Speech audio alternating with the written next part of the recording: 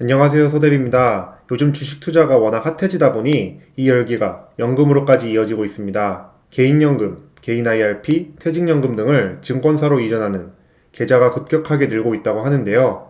아무래도 주식이 대세가 되다 보니 잠자고 있던 연금 계좌들도 주식 투자에 본격적으로 활용해서 미래를 대비하기 위함일 겁니다. 실제로 제 주변에서도 많은 분들이 증권사로 연금 이전하는 방법과 어떻게 투자해야 하는지 묻는 분들이 늘어나고 있죠. 개인적으로는 굉장히 좋은 현상이라고 생각합니다.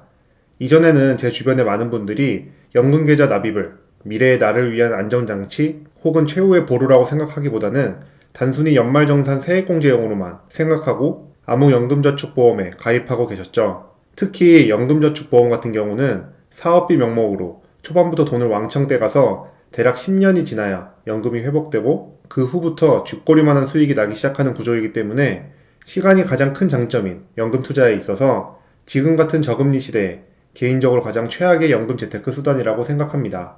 다행히 많은 분들이 이 사실을 깨닫고 연금저축보험에서 증권사로 연금계좌를 이전하고 있다 보니 물 들어올 때 노젓는다고 증권사들은 고객 유치에 열을 올리면서 강력하게 홍보하는 상품이 있습니다. 바로 오늘 영상에서 얘기할 TDF 펀드인데요. 사회초년생 때 단순히 연말정산에 도움된다는 은행원의 말만 듣고 연금저축보험에 가입했던 것처럼 이번에는 증권사에서 강력 추천하는 TDF 펀드에 많은 분들이 가입하고 계실 겁니다. TDF 펀드에 대해서 짧게 소개하자면 타겟 데이트 펀드의 약자로 은퇴 시점에 맞춰서 위험자산과 안전자산의 투자 비중을 자산배분 곡선에 따라 자동으로 조정하는 자산배분 펀드입니다. TDF 펀드명에 2030, 2045 이런 숫자가 있는데 이 숫자가 본인의 은퇴 예상 연도라고 생각하시면 됩니다. 쉽게 얘기하면 나이대에 맞게 위험자산인 주식과 안전자산인 채권 비중을 알아서 조절해주는 펀드라는 뜻이죠. 예를 들어 30대 때는 아직 연금 받으려면 한참 남았으니 주식에 더 투자하고 50대가 되면 곧 연금을 수령할 시기이니 주식보다는 안전자산인 채권 투자 비중을 확 올려주는 겁니다. 이런 펀드 특성을 살려서 증권사들마다 알아서 TDF, 온국민 TDF, 자산배분 TDF 등의 타이틀을 걸고 엄청 홍보하고 있죠. 한국인의 생애 주기에 맞는 연금 솔루션 TDF. 듣기만 해도 엄청 편하고 안정적일 것 같지 않나요? 네, 맞습니다. TDF는 분명 좋고 훌륭한 펀드입니다. 금융업 종사자가 아닌 일반 직장인들이 신경 쓸 필요 없이 납입만 하면 알아서 좋은 상품들에 투자해주고 본인이 연금을 수령할 시점에 맞춰서 알아서 조절해주니깐요. 하지만 그럼에도 불구하고 TDF 펀드를 이용할 필요가 전혀 없다고 봅니다. TDF보다 연금 수익률을 높일 수 있는 투자 방법이 있기 때문이죠. 그래서 이번 영상에서는 서대리의 연금술 1탄으로 왜 연금계좌에서 TDF 펀드를 할 필요가 없는지 그 이유 3가지를 자세히 다뤄보도록 하겠습니다. 이 영상을 보시는 분들 중 상당수가 20년 이상 연금 투자가 예정되어 있는 분들일 겁니다. 그렇다면 20년 이상 긴 시간을 들여서 연금 투자를 성공시킬 핵심 요소는 무엇일까요?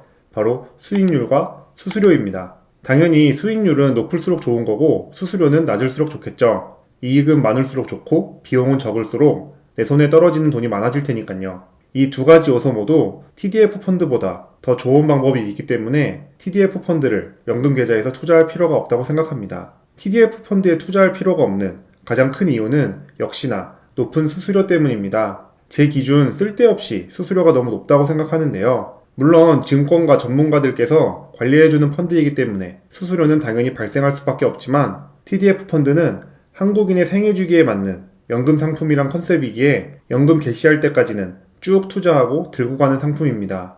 연령대에 따라 다르겠지만 짧게는 5년, 길게는 30년 정도 투자한 상품인 만큼 장기 투자자에게 있어서 1%가 넘는 수수료는 우리의 연금 수익을 엄청나게 깎아먹을 것이기 때문이죠. 알아서 관리해주고 수익률도 적당히 나오는데 수수료 1% 정도면 솔직히 저렴한 거 아니냐 이런 생각을 하실 수도 있습니다. 물론 단기적으로는 큰 차이가 없고 삶이 너무너무 바빠서 한 달에 10분도 내기 어려운 분들에게는 맘 편하게 TDF 펀드가 맞는 것일 수도 있습니다. 하지만 저처럼 평범한 직장인이라면 TDF 수수료를 잘 살펴볼 필요가 있습니다. 10년, 20년 장기 투자할 우리의 소중한 연금이 수수료에 따라 우리의 노후가 더 행복할지 덜 행복할지 아니면 불행할지가 결정될 것이기 때문이죠. 왜 그런지 한번 살펴볼까요? 참고로 우리나라가 노인 빈곤율 OECD 1위라고 하던데 저는 그 비율을 더 높이는 데 일조할 생각이 없습니다. 주식 투자 얘기할 때 항상 빠지지 않고 나오는 얘기가 있죠. 바로 복리의 마법입니다. 연평균 수익률이 1%만 올라도 20년 후, 30년 후 얻을 수 있는 수익은 말도 못하게 달라진다는 내용이죠. 요즘 유튜브에서 주식 관련 콘텐츠가 많아 주식의 복리 수익률에 대한 이야기를 많이 들으셨을 테니 자세한 내용은 따로 다루지 않겠습니다. 즉, 장기 투자에 있어서 0.5%, 1%의 수익률 차이가 굉장히 중요한데요. 이는 반대로 수수료가 클수록 장기 투자의 수익도 팍팍 떨어진다는 얘기입니다. 동일한 자산에 투자하는 펀드라도 수수료가 다르다면 20년, 30년 후에 내 손에 줄 수 있는 연금이 엄청나게 차이 난다는 것이죠. 수수료 0.5%면 티도 안 나는 수준인데 차이가 얼마나 나겠냐? 하지만 그 차이는 실로 엄청납니다. 이와 관련해서 정리한 기사가 있어서 관련 자료를 가지고 와봤습니다. 매년 6% 수익률과 각각의 투자 비용을 연복리로 계산하여 30년 장기 투자한 결과인데요. 비용이 0.9%포인트 차이 나면 30년 후에 연금 수익률이 무려 119%포인트 차이가 난다고 합니다. 똑같이 $10,000를 투자했는데 누구는 30년 후에 $10,000 이상을 더 버는 것이죠. 그리고 시드가 커지면 커질수록 그 격차는 엄청나겠죠. 어떤가요? 좀 와닿으시나요?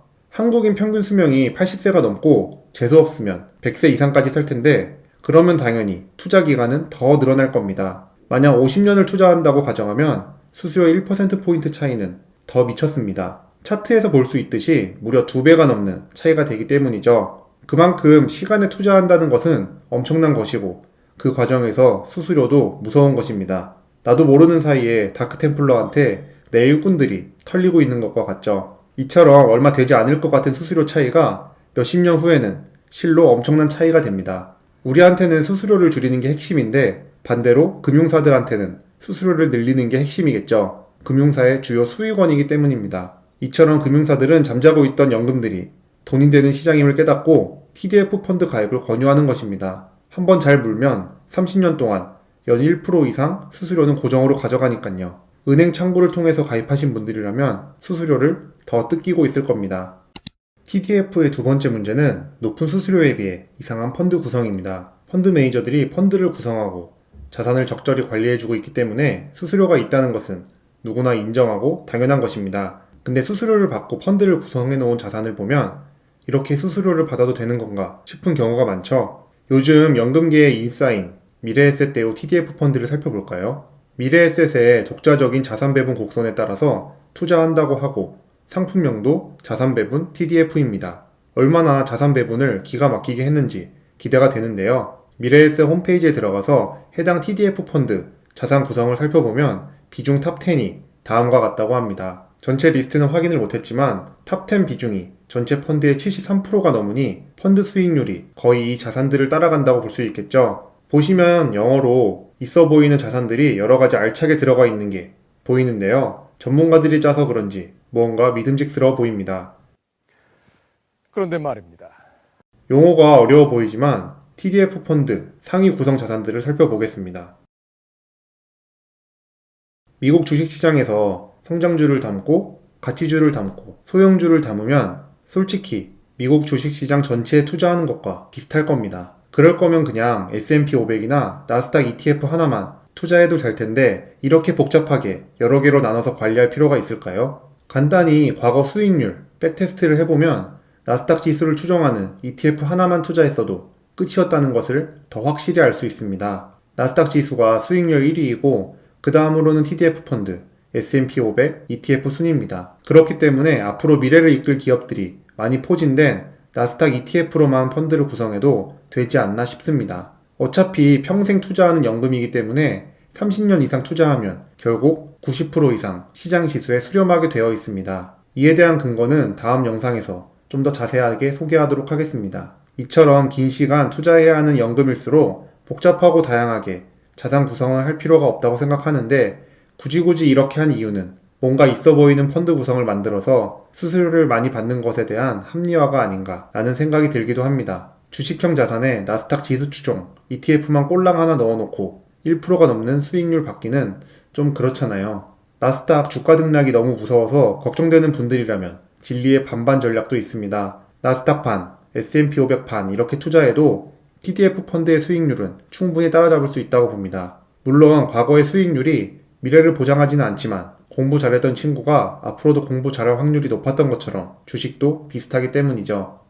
거기다가 TDF 펀드를 살펴보면 안전자산인 채권도 뭔가 이상합니다. 안전자산이면 안전자산답게 세상에서 돈 떼일 확률이 가장 적은 미국채를 편입하고 있어야 하는 게 맞다고 봅니다만 TDF 펀드가 투자하는 채권은 그런 것 같지도 않습니다. 비중 8위에 신흥국 채권 ETF가 있고 비중 9위에 미국 회사채 ETF가 있기 때문이죠. 우리가 흔히 자산 배분을 하는 이유는 심리적 안정감을 가지고 장기 투자를 하기 위함인데요. 주식에만 투자하면 결국 언젠가 우상향하긴 하겠지만 그림처럼 중간중간 위기가 오기 때문에 멘탈적으로 장투하기 힘들 수 있습니다. 이때 안전자산을 함께 투자하면 저런 굴곡들을 평평하게 다져서 목표한 시점까지 별탈 없이 갈 수 있게 도와주는 것이죠. 그렇기 때문에 안전자산이라면 당연히 주식이 폭락하거나 조정받을 때 포트폴리오를 방어해주는 자산이어야 하는데 문제는 신흥국 채권 ETF와 회사채 ETF는 미국 주식시장과의 상관관계가 양의 관계라는 점입니다. 즉, 주식이 떨어질 때 같이 떨어지고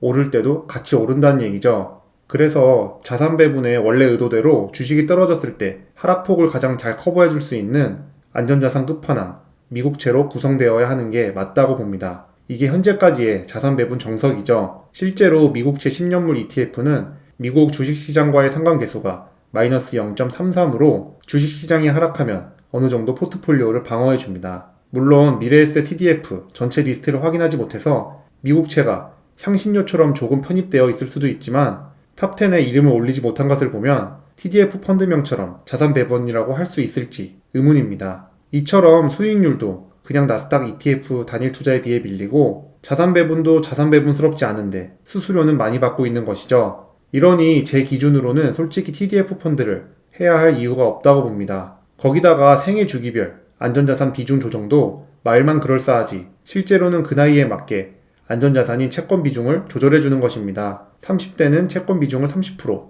50대는 채권 비중을 50% 이상 이런 식으로 자기 나이에 맞게 채권 비중을 올려주는 것이죠. 이것도 솔직히 본인이 조금이라도 관심이 있다면 스스로 관리할 수 있습니다. 한 달에 10분 정도만 투자하면 미래에 내가 받는 연금 총액이 달라지는 것이죠. 이에 대한 자세한 방법은 2탄인 다음 영상에서 다뤄보도록 하겠습니다. TDF 펀드의 세 번째 문제는 매수 매도하는데 시간도 많이 걸린다는 점입니다. 이건 사실 TDF 펀드만의 문제가 아니고 모든 펀드의 아쉬운 점입니다. 금융사나 상품별로 조금씩 다르긴 하지만 매입할 때는 3, 4 영업일이 걸리고 매도할 때는 무려 8에서 9 영업일이 필요하기 때문이죠. 아무리 마켓 타이밍을 예상하고 투자하지 않는 입장이지만 매수 매도 요청하고 텀이 너무 깁니다. 그러다 보니 대응하기도 애매하죠. ETF로 투자하면 바로바로 체결이 되는데 말입니다. 결론입니다. 확실히 TDF는 바쁜 직장인들에게 안성맞춤인 방식이 맞습니다. 그리고 좋은 펀드이긴 하죠. 하지만 본문에서 언급했던 것처럼 문제는 수수료입니다. 편한 데는 다 이유가 있는 법이죠. 무언가를 소비할 때는 어떻게든 1,000원, 2,000원 이라도 저렴하게 사려고 온갖 방법을 찾아보는데 금융상품 수수료는 보이지 않아서 그런지 대부분 너무 관대합니다. 그리고 다들 주식 투자를 하면서 복리의 마법을 외치고 행복 회로를 돌리지만 반대로 복리의 횡포도 있다는 점을 늘 명심해야 됩니다. 즉, 수수료가 클수록 아무리 잘 투자했더라도 그 의미가 퇴색될 수 있는 것이죠. 이 높은 수수료로 인해 우리의 연금은 예상보다 줄어들 것이고 반대로 금융사들은 더욱 풍족해질 것입니다. 그러면 TDF 말고 대안이 있을까요? 대안이 있으니 여태까지 길게 설명했겠죠? 아마 영상을 처음부터 쭉 보신 분들이라면 어느 정도는 눈치채셨을 텐데 우리의 연금 계좌를 지키고 더욱 풍족하게 해줄 투자 방법은 아쉽지만 다음 영상에서 자세히 다루도록 하겠습니다. 그럼 오늘도 제 영상을 시청해주셔서 감사합니다. 제 영상이 여러분들의 자본주의 라이프에 조금이나마 도움이 됐으면 좋겠습니다. 지금까지 서대리였습니다.